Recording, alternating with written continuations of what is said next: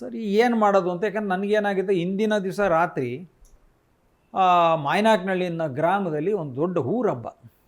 ರಾತ್ರಿ 8 ಗಂಟೆಯಿಂದ 11 ಗಂಟೆವರೆಗೂ ಆ ಊರಲ್ಲಿದ್ದೆ. ಇವರು ಮೀಟಿಂಗ್ ಮಾಡಿ ಹೋದ ಅನ್ನೋ ಕಾಲಕ್ಕೆ ನಾನು ಅಲ್ಲಿ ವಿಡಿಯೋ ಕವರಲ್ಲಿ ಊರಲ್ಲೇ ಇದ್ದೆ.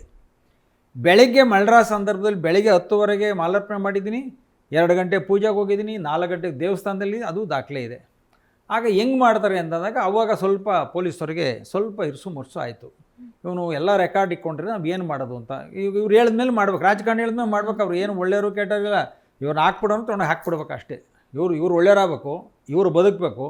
ಯಾರೋ ಪ್ರಾಮಾಣಿಕರು ಅವರು ಸತ್ರು ಪರವಾಗಿಲ್ಲ ಅಥವಾ ಜೀವಂತವಾಗಿ ಸ್ವರ್ಗದ್ರು ಪರವಾಗಿಲ್ಲ, ಅವನ ಆಚೆಗೆ ಬರೋದಿದ್ರೆ ಇನ್ನೂ ಸಂತೋಷವೇ. ಈ ಥರ ಸನ್ನಿವೇಶ ಅವತ್ತು ನಡೀತಾ ಇದೆ, ಇವತ್ತು ನಡೀತಾ ಇದೆ. ಆಗ ನಾವು ಏನು ಮಾಡೋದು ಅಂತ ಕೇಳಿ ಕೊನೆಗೆ ನಾವು ಸಾಕಷ್ಟು ಲೆಟರ್ ಕರೆಸ್ಪಾಂಡೆನ್ಸ್ ಮಾಡಿದ್ವಿ. ಈ ಥರ ಇದೆ, ಇದಕ್ಕೆ ಸಂಬಂಧಪಟ್ಟ ದಾಖಲೆ ಇದೆ, ಉನ್ನತವಾದ ತನಿಖೆಯನ್ನು ಮಾಡಿ, ಉನ್ನತ ತನಿಖೆ ಮಾಡಿ ಅದಕ್ಕೆ ಸಾಕ್ಷಿ ಇದ್ದರೆ ನಾನು ಶರಣರಾಗ್ತೀನಿ ಅಂತ. ಹಾಗಾಗಿ ಅವ್ರಿಗೇನಾಯಿತು, ದಾಖಲೆಗಳು ಎಲ್ಲ ಕಡೆ ಕಳಿಸಿ, ಟೈಮಲ್ಲೆಲ್ಲ ಕಳಿಸಿ, ವಿಡಿಯೋ ಕೊಡಿಸಿ, ಆಮೇಲೆ ಮಾಗಡಿ ಮುಸ್ಲಿಂ ಬಾಂಧವರು 1,500 ಜನ ಸೈನ್ ಹಾಕ್ಕೊಟ್ರು. 4 ಗಂಟೆಯಿಂದ 6:30ವರೆಗೂ ನಮ್ಮ ಮಸೀದಿಲಿ ಮೀಟಿಂಗಲ್ಲಿದ್ದರು ಅಂತ. ಹಾಗಾಗಿ ಎಲ್ಲ ರೆಕಾರ್ಡು ಭಗವಂತನೇ ಒದಗಿಸ್ಕೊಟ್ಟಿರೋದ್ರಿಂದ ಆಗ ಏನಾಯಿತು, ಪೊಲೀಸರು ಸ್ವಲ್ಪ ಹಿಂದೆ ಬಂದರು. ಈಗ ಯಾವಾಗ ಇದು ಬಂದಾಗ ಅವಾಗ ಏನು ಮಾಡಿದ್ರು, ಈ ಕೇಸ್ನ COD ರೆಫರ್ ಮಾಡಿದ್ರು. ನಾನೇ ಕೇಳಿದೆ, ಉನ್ನತ ತನಿಖೆ ಆಗಬೇಕು, ಇಲ್ಲಿ ಅನ್ಯಾಯ ನಡೀತದೆ, ನಮಗೆ ಮುಂದಿನ ದೊಡ್ಡ ಪೊಲೀಸ್ ಇಲಾಖೆಗೆ ಎಂಕ್ವೈರಿ ಕೊಡಿ, ಅದನ್ನು ಮಾಡಿ ಅಂದಾಗ COD ರೆಫರ್ ಆಯಿತು. ಅಲ್ಲೇನಾಯಿತು, CODಗೆ ಹೋಗಿ ಇಲ್ಲಿಂದ ಹೋದ್ಮೇಲೆ ನಮ್ಗೆ ಯಾಕೆ ತಲೆನೋವು ಉಂಟು, ಅವ್ರೇನು ಮಾಡೋದು, ನನ್ನ A23 ಮಾಡಿ ಬೇರೆಯವ್ರನ್ನೆಲ್ಲ ಸೇರಿಸಿ ನನ್ನ ತೊಗೊಂಡೋಗಿ ಹಿಂದಗಡೆ ಲಾಸ್ಟ್ ಬೆಂಚ್ಗೆ ಹಾಕಿದ್ರು. ಹಾಗಾಗಿ ಜಾಮೀನು ಸಿಕ್ತು, ಅಲ್ಲಿಂದ ಬಂದ್ವಿ. ಅಲ್ಲಿಂದ ನಮ್ಮ ಧರ್ಮ, ನಮ್ಮ ಹೋರಾಟ ನಡ್ಕೊಂಡು ಹೋಗ್ತಾಯಿತ್ತು. ಓಕೆ ಸರ್, ಇನ್ನು ಅದೇ 2 ದಶಕಗಳಿಂದ ಕೂಡ ಈ ಹೋರಾಟ ನಡೀತಾ ಇದೆ. ಈಗಿನ ಪರಿಸ್ಥಿತಿ ಹೇಗಿದೆ ಅಂತ, ಈ ಹೋರಾಟದ ಬಗ್ಗೆ? ಈಗಿನ ಪರಿಸ್ಥಿತಿ ಹೇಗಿದೆ ಅಂದರೆ, ಒಂದು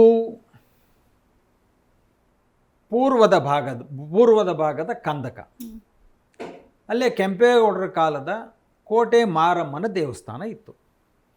ಆ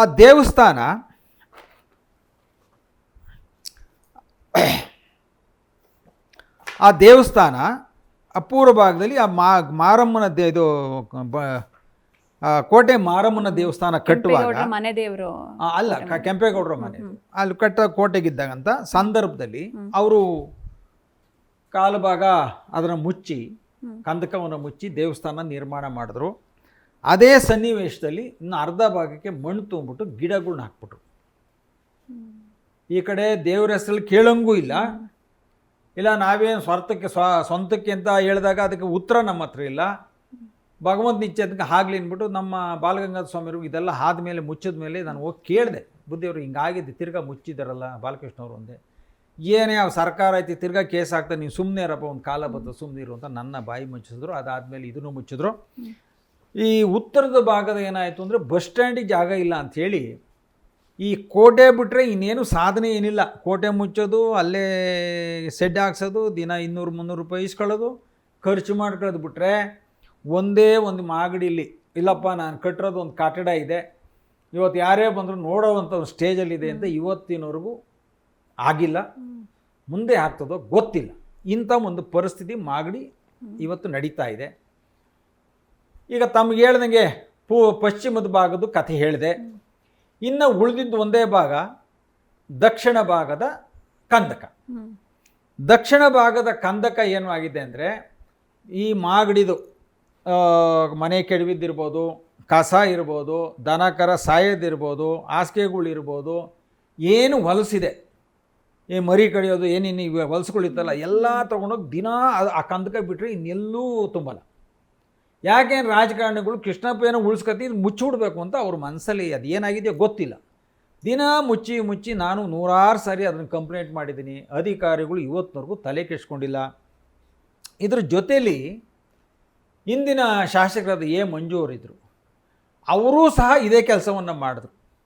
ಅವರೇನು ಮಾಡಿದ್ರು, ಪೊಲೀಸ್ನವ್ರು ಇಟ್ಕೊಂಡು JCB ತಗೊಂಡು ಕಂದಕ ಮುಚ್ತಾಯಿದ್ರು.